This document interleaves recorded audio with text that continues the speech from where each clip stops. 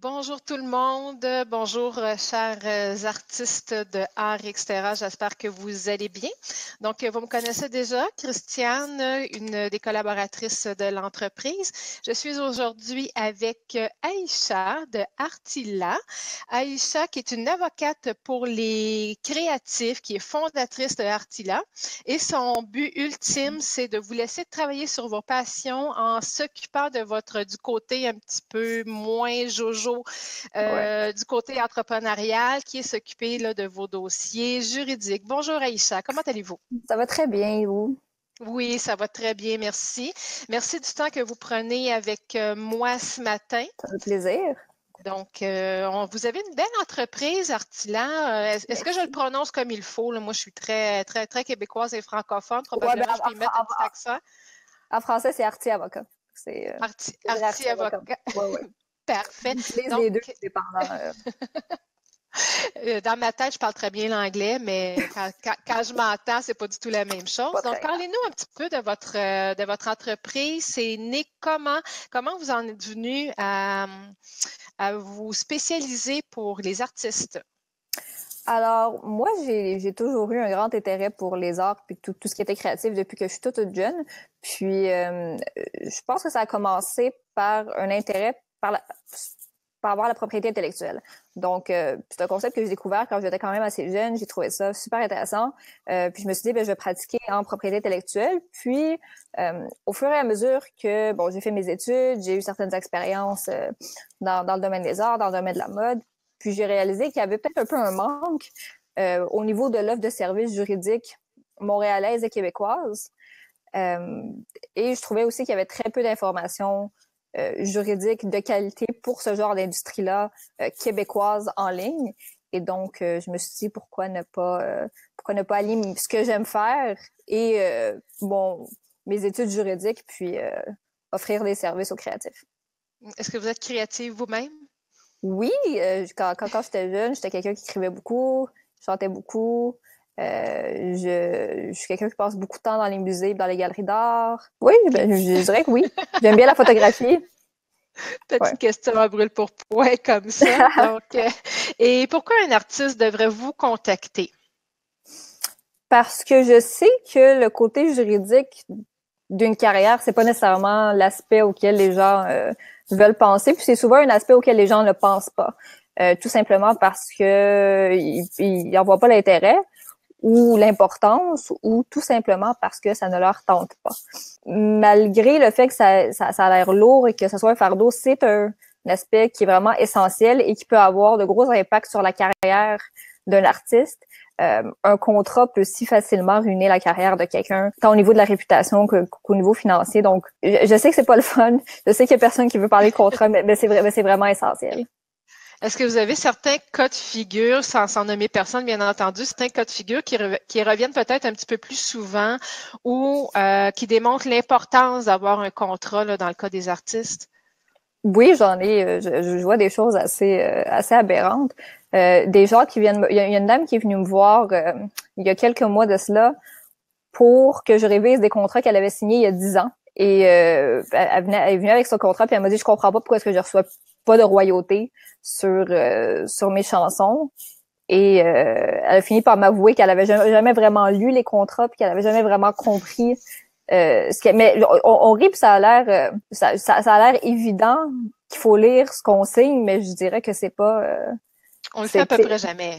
exactement. D'ailleurs, moi, je connais une avocate qui travaille dans une maison d'édition quand même assez connue au Québec.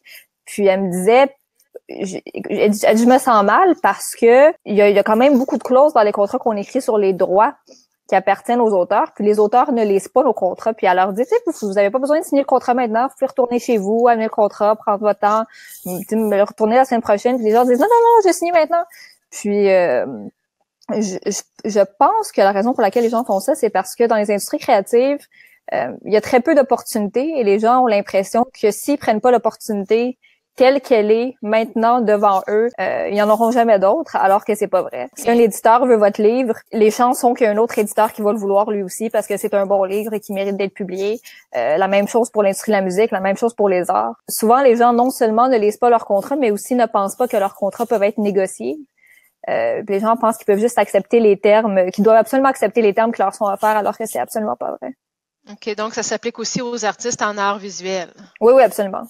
OK, d'accord. Puis vous, au niveau justement, pour les artistes en art visuel, Mm-hmm. est-ce que votre clientèle, c'est plus des artistes amateurs, débutants, semi-professionnels, professionnels? Je vous dirais que moi, la plupart des gens qui viennent me voir, ce sont des personnes qui ont une carrière déjà établie depuis quelques années et qui maintenant réalisent, parce que à travers leurs expériences ou tout simplement parce qu'ils pensent que c'est le temps, que il faut maintenant s'occuper de l'aspect juridique de leur carrière. Donc, j'ai beaucoup de graphistes, j'ai beaucoup de photographes comme clients, j'ai beaucoup de vidéastes. Puis souvent, c'est des gens qui ont déjà une clientèle, mais qui ont toujours utilisé un contrat boboche ou qui ont vécu des choses avec leurs clients, puis qui se disent ah ben là, j'aimerais ça me protéger. Ouais, donc ça, c'est le genre de clientèle que j'ai. Puis, au niveau des arts visuels, plus précisément, est-ce que vous avez des Ouais. questions qui vous reviennent plus fréquemment? Oui, bon, après, il y a des questions qui s'appliquent vraiment à tous les domaines. Une qui revient le plus souvent, c'est est-ce que j'ai vraiment besoin d'un contrat tout le temps?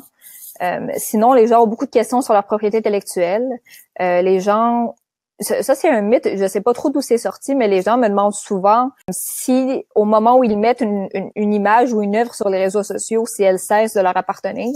Les gens me demandent souvent quoi faire quand un client veut pas les payer. Me demandent souvent si les gens ont le droit d'utiliser leur contenu sans leur demander la permission. Si est-ce que juste mettre un crédit, c'est assez. S'ils peuvent utiliser les les œuvres de quelqu'un d'autre sans leur demander la permission tant et aussi longtemps qu'ils font pas de l'argent avec. Ça, c'est le genre de questions qui reviennent. Le plus gros des questions est surtout sur la propriété intellectuelle. Okay. Et ce qui est votre spécialité par le fait même? Oui, absolument. D'accord. Une question qui me vient pendant que vous parlez de propriété intellectuelle, je vois souvent passer des artistes qui disent qu'ils ont été copiés par les Chinois et les Asiatiques. Est-ce que vous êtes capable d'intervenir à ce niveau-là ou du moins de guider les artistes? Alors, moi, dans la vie, je fais pas de litige. Donc, c'est sûr que si une poursuite est nécessaire, à moins que ça soit aux petites créances, moi, je vais vous référer à quelqu'un. Par contre, tout dépendant de la plateforme où ça arrive, c'est sûr qu'il y a des mécanismes qu'on peut utiliser, puis je peux guider l'artiste à travers ça. Donc, par exemple, si les œuvres ont été copiées, en fait, je dirais que la plupart des plateformes aujourd'hui ont des mécanismes où vous pouvez avertir la plateforme que vos œuvres ont été volées et que l'œuvre qui est vendue n'appartient pas à la personne qui l'a mis sur la plateforme. Vous pouvez faire ça sur Instagram, sur YouTube, eBay. Je veux dire, il y a vraiment beaucoup de plateformes qui permettent de faire ça. Sinon, il y a toujours le concept de la mise en demeure qui est bien utile. Donc, je peux guider l'artiste à travers ça, le processus de juste ramasser des preuves pour soutenir leurs affirmations, donc de dire cela est mon œuvre, puis j'ai les captures d'écran de ça, j'ai les fichiers originaux, j'ai une photo de moi en train de peindre la toile en particulier. Donc moi souvent j'interviens avant qu'il y ait une poursuite juridique. Une fois où on atteint le moment où la seule solution c'est la poursuite, à ce moment-là, moi je réfère mes dossiers. OK, d'accord. Mais vous êtes capable de soutenir, vous êtes en mesure de soutenir l'artiste dans tout ce processus-là qui peut devenir éventuellement très gros, tout dépendant des dossiers. Oui. D'accord. Et j'ai vu aussi sur votre page Facebook que vous offriez des workshops, des ateliers. En quoi ça consiste exactement? En fait, moi, il y a beaucoup d'entités qui me demandent de venir donner des conférences ou des ateliers sur divers sujets juridiques. Donc, ça dépend vraiment de l'événement en tant que tel, mais souvent, ça couvre les mêmes sujets. Donc, on parle de propriété intellectuelle. Souvent, ce que je donne, ce sont les essentiels juridiques pour les créatifs. Puis là, je passe à travers, propriété intellectuelle, contrat. Je donne souvent des conseils pour garder le contrôle le plus possible sur sa carrière, parce que c'est un aspect à ne pas négliger. Je parle souvent de démarrage d'entreprise. Souvent, les artistes réalisent pas que une fois qu'on se commercialise, on est une entreprise, puis qu'il faut commencer à penser comme une entreprise si on veut vivre de ce qu'on aime faire. Donc, c'est surtout ça. Démarrage d'entreprise, propriété intellectuelle, contrat. Je dirais que les autres choses que j'aborde dépendent vraiment des gens qui sont dans la salle, parce que des fois, il y a des artistes qui reçoivent des contrats pour faire de la publicité pour certaines marques sur les réseaux sociaux. Donc là, à ce moment-là, j'aborde aussi tout ce qui est obligation de divulgation au niveau de la publicité. Donc j'essaie vraiment de m'adapter à l'audience qui va être là à ce moment-là. C'est intéressant comme concept parce que personnellement, j'ai jamais vu d'avocat qui offrait des ateliers du genre. Il y a, ben, il y a beaucoup d'avocats qui offrent des conférences maintenant de plus en plus, mais je vous dirais que dans le milieu créatif, c'est pas quelque chose. Il y a des ateliers sur la propriété intellectuelle, il y a beaucoup d'ateliers en droit des technos, il y a beaucoup d'ateliers sur le démarrage d'entreprise, mais c'est vrai que la manière dont je l'aborde, il y a très peu de gens qui le font. Et si quelqu'un veut vous contacter, parce que souvent on pense avocat et on voit un beau signe de dollar qui vient avec le mot avocat, si quelqu'un veut vous contacter pour savoir un peu quels pourraient être ses besoins, comment vous fonctionnez à la base pour peut-être un premier appel? Alors moi, sur mon site web, vous pouvez réserver un appel découverte, qui est un appel de 15 minutes. Puis pendant l'appel découverte, bon, on parle de votre entreprise, vos besoins potentiels, ce que vous pensez que vous avez besoin, puis on essaie de déterminer les besoins. J'essaie d'avoir une meilleure compréhension de l'entreprise. Puis à ce moment-là, on peut peut-être passer à d'autres services juridiques. Mais je sais que que ça n'a pas toujours l'air super le fun de parler à un avocat.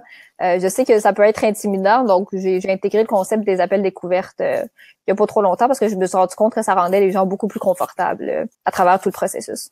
Et si vous aviez un conseil à donner à un artiste qui est soit en démarrage ou qui est déjà bien établi, qui n'a jamais fait affaire avec un avocat pour légaliser certains trucs là, de son entreprise ou de son art, est-ce qu'il y aurait un conseil que vous donneriez? Le premier conseil que je donnerais, c'est vraiment de penser aux aspects juridiques de ce qu'on fait le plus tôt possible. Souvent, les gens pensent que ce n'est pas nécessaire parce qu'ils sont pas encore professionnels ou qu'ils ne vivent pas encore de ça, mais toutes les relations que vous avez sont des relations juridiques, peu importe votre statut. Donc, même si vous êtes un amateur, puis que vous avez un contrat avec une personne, ou qu'il y a une personne qui vous fait une commande, il y a une relation juridique qui s'établit et à ce moment-là, vous devez penser aux impacts de cette relation-là. Donc, premier conseil, ce serait pensez-y le plus tôt possible. Et le deuxième, ça a l'air simple, mais mettez toujours vos ententes par écrit. Toujours, toujours, toujours. Parce que je sais que la poignée de main puis le petit appel téléphonique, ça arrive très souvent, mais honnêtement, c'est beaucoup plus facile de prouver les choses quand vos documents sont par écrit. Puis c'est beaucoup plus facile aussi s'il y a un problème, de revenir à ces écrits-là, soit pour confirmer des choses ou bon, toujours par écrit. Effectivement.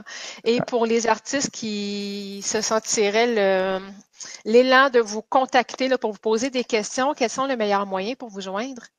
Alors, moi, je suis pas très bonne avec le téléphone. Donc, vraiment, la meilleure manière de me joindre, c'est par courriel. Je réponds toujours à mes courriels, quand même assez rapidement. Donc, aisha@artila.ca. Sinon, je suis sur Instagram, je suis sur Facebook, je suis sur LinkedIn. LinkedIn aussi, c'est un très bon moyen de me contacter. Donc, juste taper Aisha Tori, vous allez me trouver. Sur Instagram, c'est RT Legal. Sur Facebook, c'est RT Law. Ouais. Je suis assez rejoignable d'un peu partout, mais vraiment meilleure façon, courriel, puis après ça, LinkedIn. Ah, bien, excellent. Bien, un gros merci encore de votre temps, Aisha, ce matin. Ça fait plaisir. Puis au plaisir peut-être d'un nouveau contact avec vous. Oui, absolument. Bonne journée. Merci, bonne journée. Au revoir. Au revoir.